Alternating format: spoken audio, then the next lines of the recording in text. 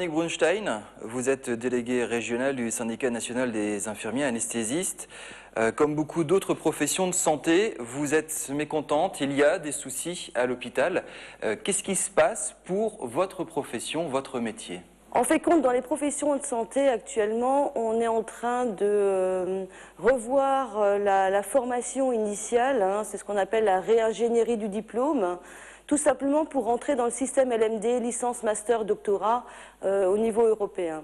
C'est déjà le cas donc, pour les infirmiers.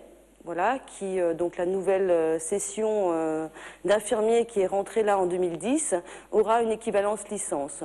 L'idée, c'est de valoriser les diplômes et de valoriser le salaire qui va derrière. Alors voilà, l'idée, c'est de valoriser les diplômes et surtout de rentrer dans ce qu'on appelle une universitarisation, rentrer dans le système universitaire pour avoir le passage au niveau de l'ensemble des pays d'Europe. Donc dans l'idée, c'est qu'on va revaloriser les infirmières et les infirmières anesthésistes ou les autres infirmières spécialisées veulent également une revalorisation parce qu'elles ont fait plus d'études, c'est ça le truc? Voilà, donc tout le monde va être effectivement revalorisé, mais si vous voulez, donc dans son protocole d'accord, en fin de carrière, un infirmier gagnera à peu près dans les échelles, dans les grilles salariales, 70 points d'indice de plus qu'actuellement. Les infirmiers de bloc opératoire et les puéricultrices gagneront à peu près entre 40 et 45 points d'indice supplémentaires. Et les infirmiers anesthésistes qui sont les seuls à avoir 2 ans de formation supplémentaire, la formation la plus longue, et surtout des responsabilités importantes et une exclusivité de compétences. C'est-à-dire que pour travailler au bloc opératoire, il faut être infirmier anesthésiste. Pour travailler en pédiatrie, on peut être infirmier ou puéricultrice. Et donc les infirmiers anesthésistes n'ont que 35 points de revalorisation salariale. Donc on a vraiment l'impression d'avoir été complètement spoliés dans ce protocole d'accord. Donc vous avez fait grève, participé à une journée nationale de grève. Là aujourd'hui, vous écrivez à tous les députés alsaciens.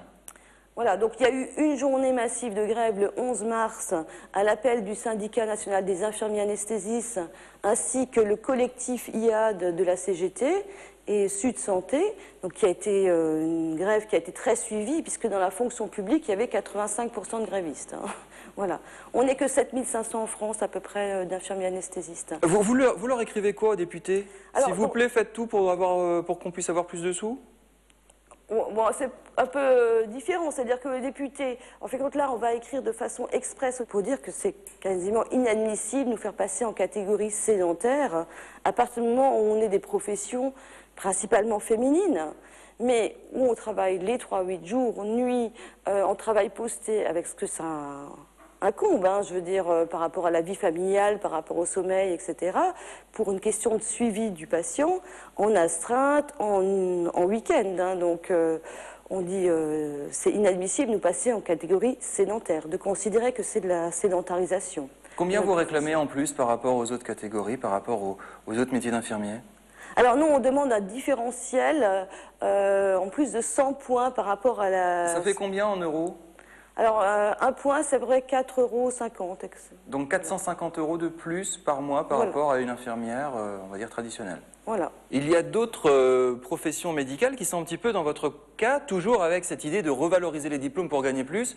Je pense aux kinés, je pense aux infirmières puéricultrices, évidemment, qui veulent aussi avoir un petit peu plus. C'est la nouvelle tendance du moment, ça, dans la fonction publique? Je crois que ce n'est pas une tendance. C'est vrai que dans la fonction publique, actuellement, les conditions de travail sont quand même difficiles.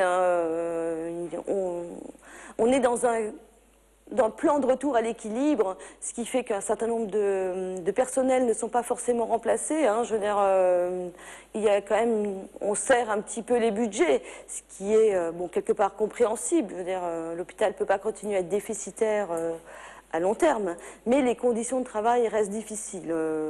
Les gens ont énormément d'heures supplémentaires, font beaucoup d'efforts, travaillent, comme dit, en travail posté, et on a besoin effectivement d'une revalorisation quand même, d'être considéré à notre juste valeur par rapport à aux responsabilités que nous prenons. Véronique Brunstein, déléguée SNIA, merci beaucoup d'être passée sur le grill. Merci de m'avoir écouté.